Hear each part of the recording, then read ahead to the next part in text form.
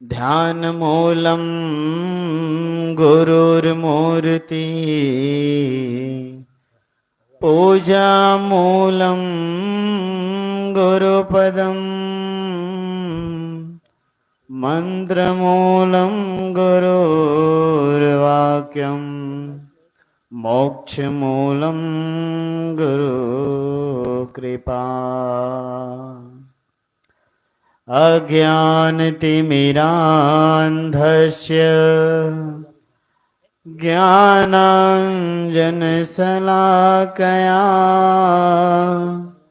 चक्षुरुन्मीलितं येन तस्मै श्रीगुरुवे नमः।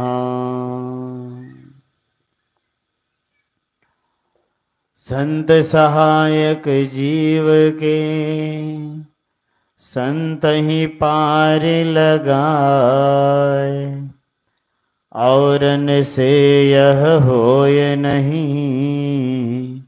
जो भ्रम भूल भगाए।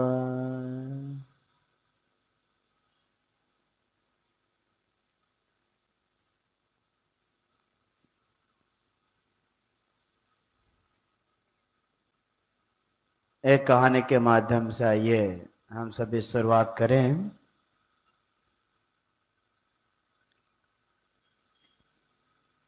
माता जी से एक पूछा गया, अच्छा माता जी ये बात बताइए, आप कहते हैं कि यह आदमी स्वर्ग गया, ये आदमी नरक गया, आपके पास वह कौन सा गणित है जिनके माध्यम से आप यह पता लगाती हो कि ये स्वर्ग गया है और ये नरक गया है। उस माता जी का जो मकान था वो मुक्तिधाम रोड पे था, शमशान घाट के रास्ते पे उनका मकान था। और आए दिन कोई न कोई लोगों की मृत्यु होती और उसी रास्ते से लोगों को जलाने दफनाने के लिए ले जाया जाता। माता कहती है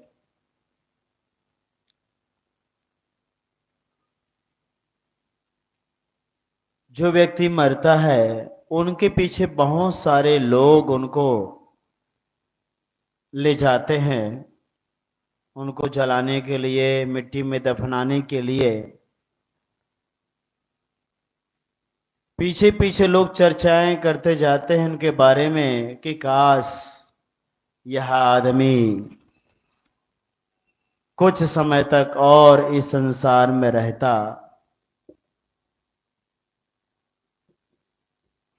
लोग इनसे सीखते, इनके व्यवहार के द्वारा, इनके बोली भाषा के द्वारा, इनके सुंदर सद्गुणों से लोग इनसे प्रेरणा लेते, समाज का और कल्याण होता, लोगों को एक नई जीवन जीने की कला सीखने को मिलती। लेकिन ऐसा हो न सका। पता नहीं क्यों जो जितने अच्छे लोग होते हैं वो उतने ही जल्दी क्यों इस दुनिया को छोड़ के चले जाते हैं। ऐसी चर्चाएं जिनके बारे में होती हैं, मैं अनुमान लगा लेती हूं कि निश्चय ही है यह आदमी जरूर स्वर्ग को गया होगा। और ठीक इसके विपरीत जिनके बारे में लोग कहते हैं कि बहुत अच्छा हो गया कि यह आदमी इस संसार से बहुत जल्दी विदा हो गया। ये और ज्यादा दिनों तक रहता तो अपने बुरी संगत से न जाने कितने लोगों को और उनका जीवन बर्बाद करते, समाज को गलत शिक्षा देते, दुर्गुण दुर्व्यसनों से न जाने कितने लोगों का यह जीवन बर्बाद करता, अपने गंदे व्यवहार से न जाने कितने लोगों का जीवन यह धूमिल करता, कितने लोगों को यह बिगाड़ता, समाज में गंदगी फैलाता। बहुत अच्छा हो गया कि यह दुनिया छोड़कर चला गया। इनको तो बहुत पहले ही इस संसार को छोड़ के चला जाना था। ऐसी चर्चाएं जिनके बारे में होती है, मैं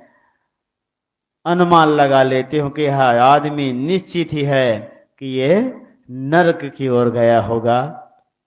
बंधुओं,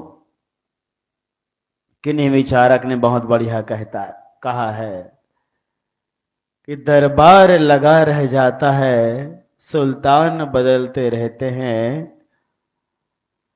दरबार लगा रह जाता है, सुल्तान बदलते रहते हैं, और इंसान चला जाता है और उसकी खुशबू और बदबू यहीं रह जाती है। यानी आदमी का यश और यपयश कुल मिलाकर के जो संसार सागर से विदा होते हैं, उनके संस्कार मात्र ही उनके साथ जाने वाला होता है। अच्छी और बुरी वासनाएं, संस्कार उन्हीं के वशीभूत होकर फिर से मनुष्य का जन्म होता है। बंधु, आदमी जीवन भर बाल्यावस्था से लेकर के अंत अवस्था तक अपने जीवन में जो भी कार्य करता है, उन्हीं कार्यों के कारण उनके संस्कार बनते हैं। जीवन भर आदमी यदि बाल्यावस्था से लेकर के किशोर अवस्था, युवा अवस्था और बुढ़ापा अवस्था, इन सब अवस्थाओं में यदि व्यक्ति अपने जीवन पर्यंत अपने खुद के लिए अपने आप के आत्म सुधार के लिए और अपने आत्म सुधार के साथ साथ जिस घर में उनका जन्म हुआ, अपने कुटुंबी जनों के लिए और जो समाज में वह रहता है उस समाज के लिए, और जिस प्रदेश में वह रहता है उस अपने देश प्रदेश के लिए कुछ अनोखा और कुछ विलक्षण कार्य करके जाता है।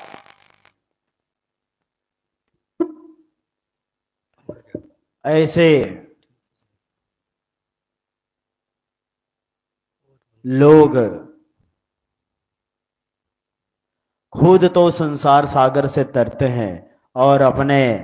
तेज तप से लाखों करोड़ों लोगों को भी सद शिक्षा दे करके, समाज को एक सुंदर प्रेरणा दे करके, स्वयं तो सदगुरु विशाल देव जी बहुत ही सुंदर एक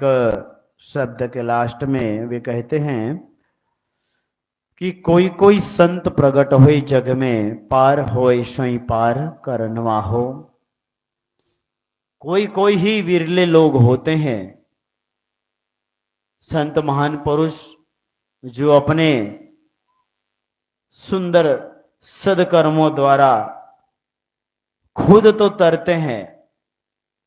अपने साधना तपस्या, अपने त्याग वैराग विनम्रता सज्जनता सभी सद्गुणों से संत वो तरते हैं, साथ साथ अपने कठिन साधना, अपने प्रखर वाणी, अपने सुंदर सद्गुणों सदाचरणों से समाज को भी सुंदर प्रेरणा देकर के एक सुंदर सा माहौल बना करके जाते हैं। ऐसे ऐसे उनके संदेश, ऐसे उनके सदग्रंथ, ऐसे उनके विचार आज हमारे बीच बहुत से महान पुरुष नहीं हैं। गुरु नानक देव, ईसा मसीह, गौतम बुद्ध, महावीर, संत कबीर, संत रविदास और न जाने कितने महान पुरुष, संत ज्ञानेश्वर, एकनाथ और न जाने कितने ही महान पुरुष इस संसार सागर में हुए और सुंदर सा सुंदर संदेश दे करके आप बहुत ही बढ़िया बढ़िया ग्रंथ रच करके इस समाज को समर्पित कर दिए और इस संसार सागर से विदा हो गए। आज उन्हीं महान पुरुषों के पद चिन्हों पर चल करके उनके विचारों को हम अपने जीवन में अमल करके आत्मसात करके निरंतर प्रयास करते हुए अपना जीवन प्रशस्त करते जा रहे हैं। ऐसे ही महान पुरुष इस संसार सागर में बिरले होते हैं जो कि स्वयं तरते हैं और अपने तेज तप के द्वारा, अपने प्रखंड वाणी के द्वारा, अपने सुंदर आचरणों के द्वारा, अपने त्याग वैराग के द्वारा, अपने सुंदर विनम्रता से, सज्जनता से अपना खुद का तो वो उद्धार करते हैं, कल्याण करते हैं, साथ ही साथ अपने तेज तप से, अपने प्रखर वाणी से समाज के लाखों करोड़ों लोगों को भी जीवन जीने की एक शिक्षा देते हैं, उमंग देते हैं, एक नई उत्साह लोगों में भरते हैं। ऐसे ऐसे लोग जो कि अपने जीवन का अंत करने जा रहे थे, अपना जीवन लीला समाप्त करने जा रहे थे, ऐसे लोगों के जीवन में उन्होंने जान डाल दी। लोग जो कुरीतियों में, बुराइयों में, नशा धूम्रपान में जकड़े हुए थे, न जाने कितने प्रकार के दुख से वे पीड़ित थे, ऐसे लोगों को वे अपने प्रखर वाणी के माध्यम से आज संदेश दे करके लोगों को वे तारते चले गए। ऐसे महान पुरुषों में संत कबीर, जो आज विश्व में जन जन के कानों में उनकी बातें पहुंचती हैं, एक महान आदर्श पुरुष जिनके बीजक ग्रंथ के द्वारा और प्रचंड वाणी के द्वारा आज उनके साधक जन जन तक जाकर के लोगों को संदेश दे करके आज हम सभी लोगों को जीवन जीने की सुंदर कला सिखा रहे हैं, सुंदर संदेश दे रहे हैं। बंधुओं, ऐसे ही जीवन जीने की हमें आवश्यकता है। बस हम जन्म लेते हैं, खाना पीना सोना, और कहते कि यार मनुष्य जीवन तो यशो आराम करने के लिए मिला हुआ है, अब जब हम भोगों को नहीं भोगेंगे, दुनिया के ऐशो आराम में हम जब तक नहीं इसका सदुपयोग करेंगे तो मनुष्य जीवन कैसे सार्थक होगा। उनको ये नहीं पता है कि जो मनुष्य जीवन मिला है केवल खाना पीना भोगना, ऐशो आराम से जीवन जीवन, इतना ही नहीं बल्कि गोस्वामी तुलसीदास महाराज बहुत ही बढ़िया कहते हैं कि साधन धाम मोक्ष कर द्वारा पाई न जहीं पर लोक समारा। बंधुओं, यह मनुष्य जीवन केवल ऐसे आराम के लिए नहीं बल्कि संसार सागर से, इस जन्म मरण से, भवचक्र से हमेशा हमेशा के लिए मुक्त होने के लिए एक सुंदर साधन है। साधन धाम मोक्ष कर द्वारा मोक्ष प्राप्ति करने के लिए मनुष्य जीवन सुंदर साधन है। और इस मनुष्य जीवन में रहते रहते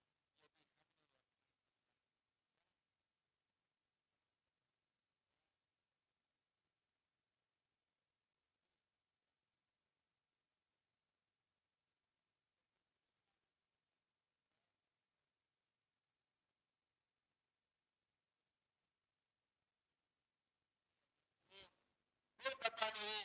मुझे भी कितने देह धारण करना पड़ेगा, पशु पक्षी तीन कीट कितने देह धारण, उसको तो बंधुओं कल्याण करने के लिए कोई मौका ही नहीं है, उसमें तो विवेक विचार ही नहीं है। मोक्ष के लिए, कल्याण पथ के लिए उनके पास कोई उपाय ही नहीं है। यह उपाय केवल बंधु ये मनुष्य मात्र को मिला हुआ है। यहां तक कि कहा जाता है कि देवता गण भी अपने स्वयं का कल्याण नहीं कर पाते, उनको भी मनुष्य जीवन धारण करना पड़ता है, तब जाकर के इस नर्तन में उनको मोक्ष प्राप्ति के लिए अवसर प्राप्त होता है। और ऐसा बंधु अवसर पा करके जो नादानी में अपना मनुष्य जीवन गंवा दिए, समझो अपने इस मनुष्य जीवन के साथ वो कितना बड़ा वो अंधकार में अपना जीवन ढकेल रहे हैं, अंधकार में अपना जीवन जी रहे हैं। आज सौभाग्य से बंधुओं हमें आपको यह मनुष्य का जीवन मिला, और इस मनुष्य जीवन में रहते रहते अपने आप को हम यदि न जान पाए, अपने आप को यदि सही दिशा न दे पाए, वे पता नहीं हमको यह जीवन मिले या ना मिले। इसलिए समय रहते हम जागें, अपने आप के जीवन को सार्थक बनाते हुए हम सुंदर जीवन जिएं, और सुंदर जीवन जीने के लिए बंधुओं आपके इस पावन ग्राम में यह 3 दिवसीय सुख सत्संग समागम संपन्न हो रहा है, जिसका आज दूसरे दिन का दूसरा सत्र बंधुओं सुंदर भजन सत्संग के माध्यम से प्रारंभ हो चुका है। तो आइए इस पावन क्षण को, एक एक क्षण को सदुपयोग करते हुए हम मस्त जीवन जिए, अपने इस जीवन को एक नई दिशा प्रदान करें, नए उत्साह, नए उमंग, नई ऊर्जा के साथ इस जीवन को धन्य बनाने का बंद सुंदर प्रयास करें। इन्हीं मंगल कामनाओं के साथ मैं आशा करता हूं कि जो भी महान पुरुष आप सभी लोगों को संदेश दे रहे हैं, उनके एक एक शब्दों को अपने जीवन में आचरित करते हुए सुंदर तरीके से बंधु हम जीवन जिए। एक उत्साह पूर्वक, एक नए विचारों के साथ, एक नई ऊर्जा, नई उमंग के साथ हम जीवन को बंधुओं जिए, तब जानो हमारा यह मनुष्य जीवन पाना सार्थक हो। बोलिए सदगुरुदेव की जय, सदगुरु कबीर साहिब की जय, संत समाज की जय, भक्त समाज की जय, साहिब बंदगी साहिब।